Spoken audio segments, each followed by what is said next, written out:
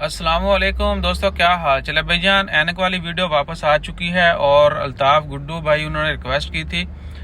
थोड़ा एनक अजीब सी आ रही है क्योंकि हमने वो फिल्टर की सेटिंग ऐसे की हुई है कि मुंह यहाँ से बारीक है, ऊपर से। अच्छा जी, तो हमें चाहिए कार जंप स्टार्ट।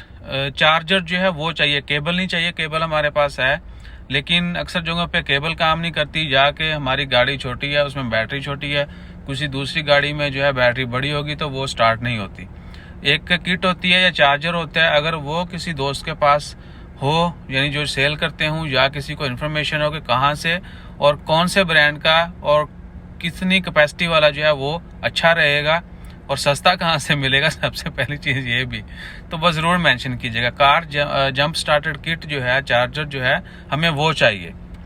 तो ज़रूर बताइएगा कहाँ से मिलेगा, कितने का मिलेगा और कैपेसिटी वगैरह, या कोई रिकमेंड कर दे कि कौन सा ब्रांड और कितनी कैपेसिटी जो है वो आइडियल है, वही खरीदना चाहिए ताकि बंदा बड़ी गाड़ियों को भी हेल्प कर सके।